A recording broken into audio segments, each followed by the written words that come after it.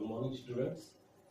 आज हम लोग शुरू कर रहे हैं हमारा नया विषय विज्ञान एक, जिसमें अभी तक हमने विज्ञान के बारे में बहुत सी जानकारी पढ़ी हुई है। इसमें आपको पता भी होगा कि विज्ञान में हम लोग ज़्यादातर सजीव, निर्जीव, तत्व, द्रव्य, द्रव्यमान, इन सब के बारे में चर्चा करते आए हुए हैं। इनके अलावा आज हम लोग जो भाग शुरू कर रहे हैं वो है तत्वों का आवर्ती वर्गीकरण। आप सबके पास मैं आशा करता हूं कि विज्ञान और प्रौद्योगिकी कक्षा 10वीं का भाग 1 पुस्तक अभी अवेलेबल है। इसमें हमको तत्वों का आवर्ती वर्गीकरण पार्ट 2 देखना है, जिसमें हमको द्रव्य और तत्वों के बारे में जानकारी लेनी है। जैसे कि आप लोग जानते हैं, द्रव्य और तत्व ये दो अलग अलग नाम हैं।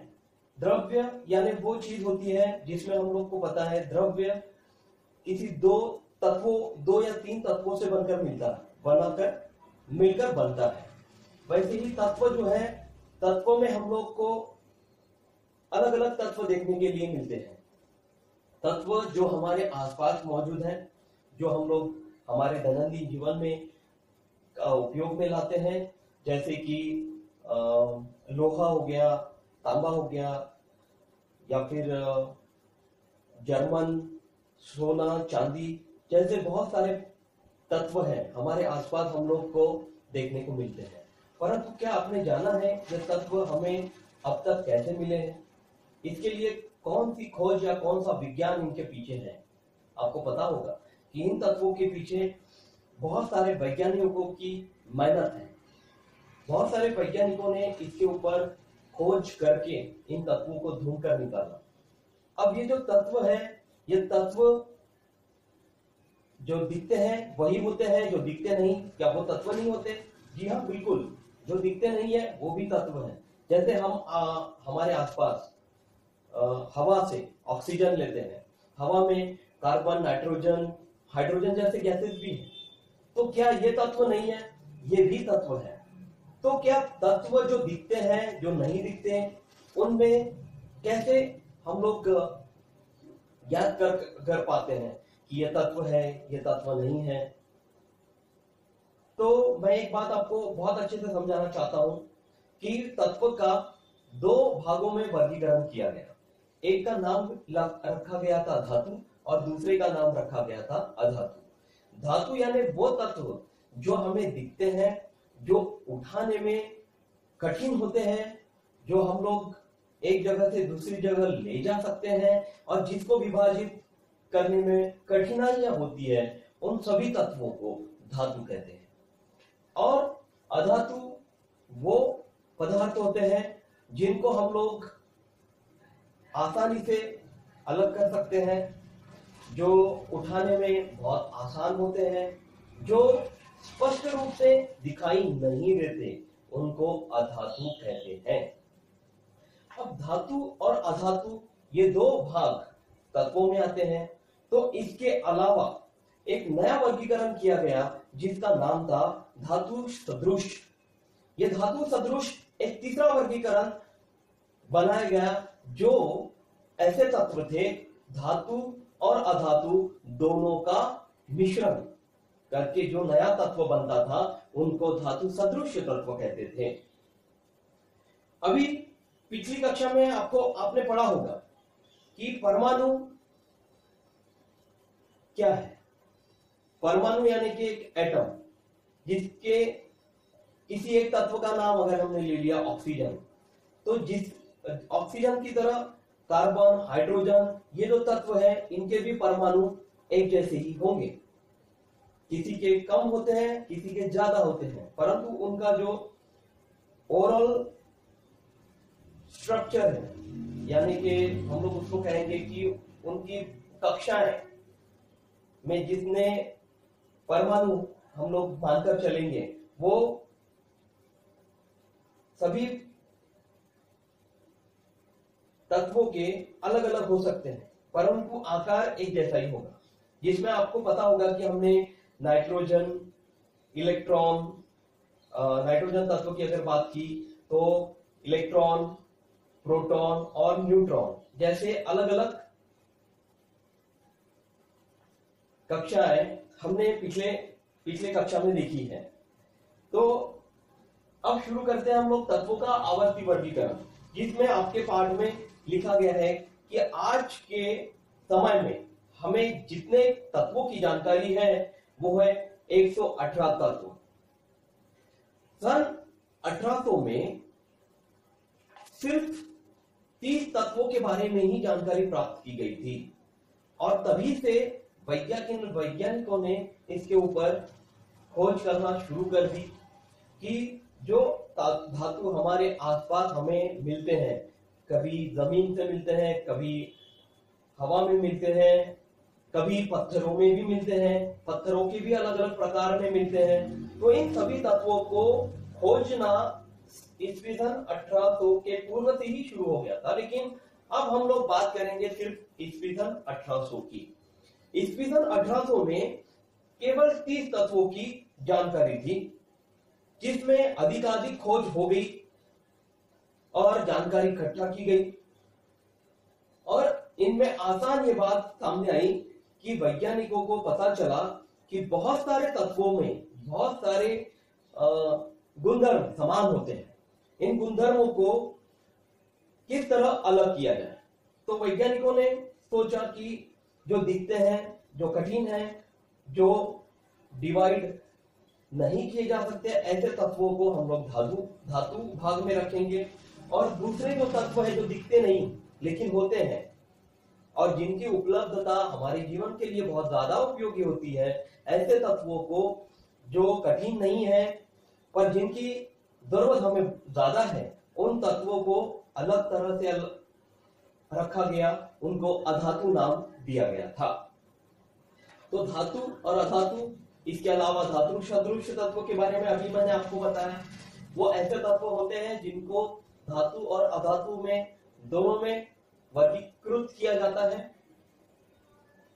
दोनों के गुणधर्म एक ही तत्व में होते हैं, उन्हें धातु सदृश करके तत्व का नाम घोषित किया जाता है।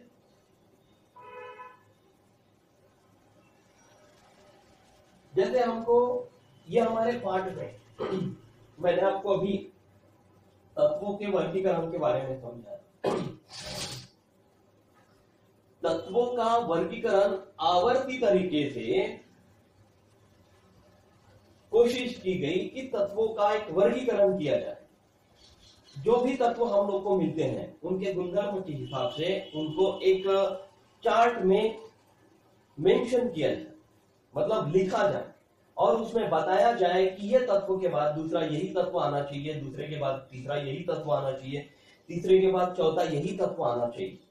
पर मुश्किल यह थी कि जब तत्व हम लोग को मिलते थे या उसकी खोज की जाती थी, खोज करने के बाद उन तत्वों में बहुत सारे गुणधर्म मिलते थे और कुछ गुणधर्म नहीं मिलते थे। उसकी वजह से अलग अलग वैज्ञानिकों ने अपने अलग अलग सिद्धांतों के ऊपर उसके बारे में रिसर्च करके बहुत सारी जानकारी यहाँ पे बताई। बहुत सारी जानकारियों में जिन वैज्ञानिकों के नाम सबसे पहले आए वो हमारे पहले वैज्ञानिक थे डोबेराइनर। इन्होंने अपने सिद्धांत का नाम रखा था त्रिक। अब हम लोग डोबेराइनर के त्रिक के बारे में जानेंगे। उसके बाद न्यूलैंड का अष्टक नियम, न्यूलैंड ने जो सिद्धांत बताया वो सिद्धांत उसके अष्टक नियम के ऊपर आधारित था। उसमें भी उन्होंने तत्वों को किस तरह से वर्गीकृत करके एक चार्ट में लिखा जाए या फिर उसका गुणधर्म पूरे दुनिया को पता हो, इस तरह से उसको बनाने की, लिखने की और उनको आइडेंटिफाई करने की कोशिश की गई। तो हमारे ऐसे दूसरे वैज्ञानिक थे न्यूलैंड, और न्यूलैंड के बाद हमारे तीसरे वैज्ञानिक आए मेंडेलीव। मेंडेलीव ने भी जितने तत्व पता चले थे उन सभी तत्वों को लिखकर बताने की बहुत अच्छे से कोशिश की और वो ज्यादातर उन तत्वों को वर्गीकृत करने में सफल भी हुए। इसके अलावा सबसे आखिरी में जो आवर्त सारणी बनी उसको हम लोग आधुनिक आवर्त सारणी के नाम से जानते हैं। वो आधुनिक आवर्त सारणी हमारी किताब में आपको पृष्ठ क्रमांक 23 पर सबसे ऊपरी भाग में दिखाई देगी, जिसमें यहाँ पे लिखा है आधुनिक आवर्त सारणी का दीर्घ स्वरूप। इसमें हम लोग को इसको इस तरह से वर्गीकृत किया गया कि उसके अलग अलग 4 खंड बनाए गए, यस खंड, डी खंड, पी खंड और एफ खंड। इस तरह से इसको वर्गीकृत किया गया था कि जिसके परमाणु आकार और परमाणु द्रव्यमान के हिसाब से उनको मेंडेलीव की सारणी के अनुसार उसका उपयोग करके रचा गया, लिखा गया और आपके सामने रखा गया। अब इसमें सबसे पहला जो तत्व आता है वो है हाइड्रोजन। हाइड्रोजन के बाद helium, lithium, beryllium, boron, carbon, nitrogen, oxygen, fluorine, neon, sodium, magnesium, ऐसे बहुत सारे तत्व हम लोगों ने अभी तक देखे हुए हैं। इसके पहली कक्षाओं में हम लोग को इन तत्वों के बारे में जानकारी है, उसके संकेत क्या है, उनको किस तरह से लिखा जाता है, इन सब के बारे में आपको पता है। तो जैसे कि मैंने अभी आप लोग को बताया कि डोबेराइनर ने त्रिक के बारे में लिखा है, न्यूलैंड ने अष्टक का नियम बताया, मेंडेलीव ने आवर्त सारणी बनाई और सबसे आखिरी में हम लोग को जो फाइनल आवर्त सारणी बनी उसका नाम था आधुनिक आवर्त सारणी। आधुनिक आवर्त सारणी में जैसे कि मैंने अभी थोड़ी देर पहले आपको बताया कि ये 23 पृष्ठ क्रमांक पर जो सबसे ऊपर में एक आवर्त सारणी बनाई गई है उसके 4 खंड बताए गए। अब इसमें आज हम लोग शुरू करेंगे हमारे पहले भाग में जो डोबेराइनर ने त्रिक के बारे में आपको जानकारी बताई उसके बारे में हम लोग शुरू करते हैं। सन 1817 में डोबेराइनर नामक एक जर्मन वैज्ञानिक जिन्होंने किन्हीं 3 तत्वों पर रिसर्च करके यह बताया कि त्रिक में कोई भी 3 तत्वों का समावेश होगा। उन 3 तत्वों में पहला और तीसरा, ध्यान दीजिए, पहला ये मान लीजिए कि ये हमारा पहला तत्व ए है, दूसरा तत्व बी है और तीसरा तत्व हमारा सी है। तो इसमें पहले तत्व और तीसरे तत्व का गुणधर्म की औसत दूसरे तत्व के गुणधर्म के परमाणु द्रव्यमान के जितनी होगी, यह हमारे त्रिक के नियम में डोबेराइनर ने बताया। जैसे कि औसत आपको पता होगी, औसत जब हम लोग निकालते हैं किसी 3 तत्व की तो इसमें a धन b बटे 2 यह फार्मूला, यह सूत्र का उपयोग करके हम लोग a धन c बटे 2 ये फार्मूला का उपयोग करके हम लोग तत्व निकालेंगे, उत्तर निकालेंगे, वो होगी औसत। ये औसत उतनी होनी चाहिए जितना ये बीच वाला तत्व का परमाणु द्रव्यमान आपको बताया गया है। जैसे कि यहाँ पे बहुत सुंदर उदाहरण लिया गया है, सोडियम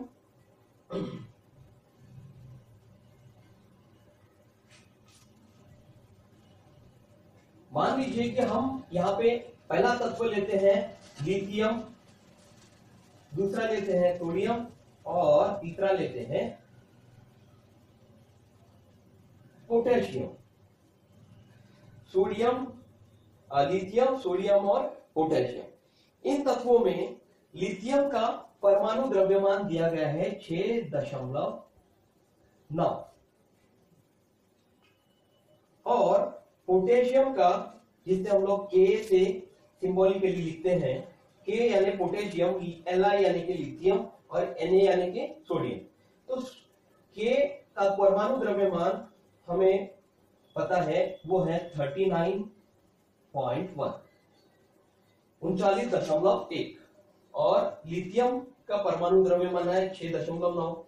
अब इन दोनों की मान लीजिए कि लिथियम जो है वो हमारा तत्व ए है और पोटेशियम जो है वो हमारा तत्व सी है। अब लिथियम और पोटेशियम को ए और बी की तरह, ए और सी की तरह हम लोग यहाँ पे रखकर दोनों की अगर औसत निकालें तो ये औसत हम लोग को बी के परमाणु द्रव्यमान जितनी मिलनी चाहिए। तो डोबेराइनर के त्रिक के नियम के अनुसार सोडियम का जो परमाणु द्रव्यमान है वो है 23.0।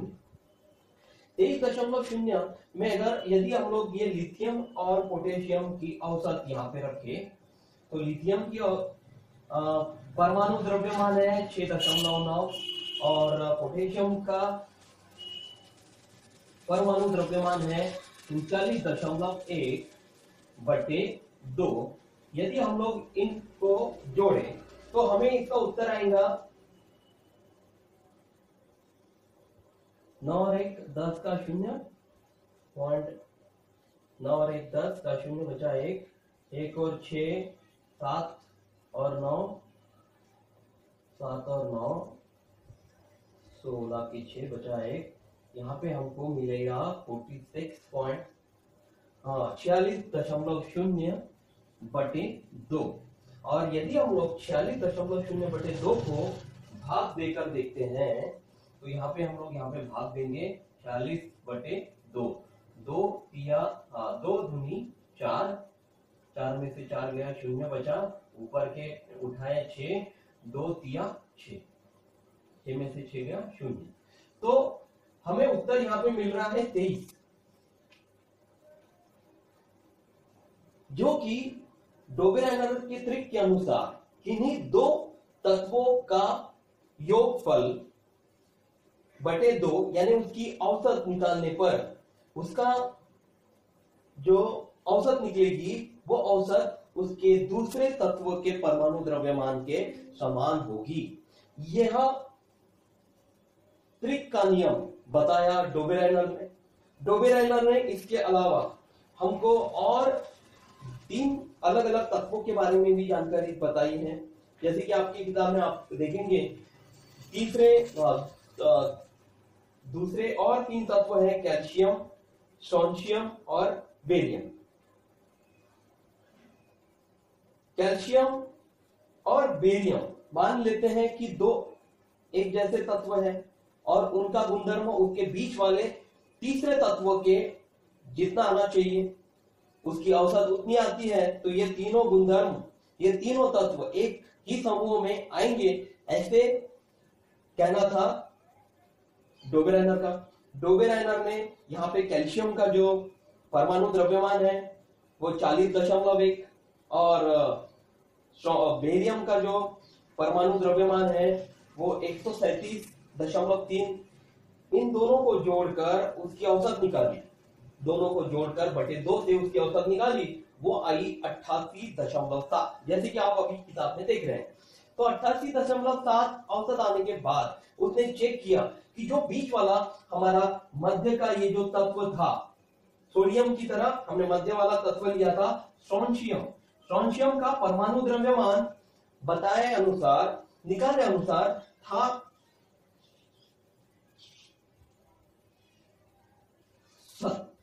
87.6 और हमारा जो कैलकुलेशन के बाद मतलब उसको निकालने के बाद जो उत्तर आया है वो है 88.7, जो कि ये संख्या के बराबर तो नहीं है परंतु उसके नजदीक है। तो इस अनुसार भी डोबेराइनर का कहना था कि थोड़ा आगे पीछे एक आध संख्या हो सकती है पर उसका गुणधर्म एक जैसा होना चाहिए। और होते समय उसने और 3 तत्वों का और उदाहरण लिया था, वो था क्लोरीन, ब्रोमीन और आयोडीन। क्लोरीन और आयोडीन दोनों को जोड़कर उसकी औसत निकालने के बाद जो संख्या मिली वो हमारे पास थी 81.2 और ब्रोमीन का परमाणु द्रव्यमान किताब के अनुसार आपको बताया गया है 79.9, जो कि उसका परमाणु द्रव्यमान निकली हुई औसत के आसपास था। तो ये तीनों उदाहरणों से अब हम लोग को ये समझ में आ रहा है कि इन तीनों तत्वों में सबसे ज्यादा औसत त्रिक में जो औसत निकली वो उनके दोनों तत्वों के योगफल के औसत के समान थी, एक नियर मतलब लगभग समान थी। तो इससे परमाणु द्रव्यमानों के औसत के बराबर होती है या उसके आसपास होती है। ये जो ड्रोबेराइनर ने हमारे त्रिक के नियम के अनुसार बताया वह ठीक तो था, परंतु उसके बाद जैसे जैसे तत्व मिलते गए हैं हमको, वैज्ञानिकों ने उसको खोज करते गए हैं, तो जो उसके बाद जो तत्व मिले उन तत्वों में ये जो ड्रोबेराइनर के त्रिक का नियम था वह यशस्वी नहीं हो पाया।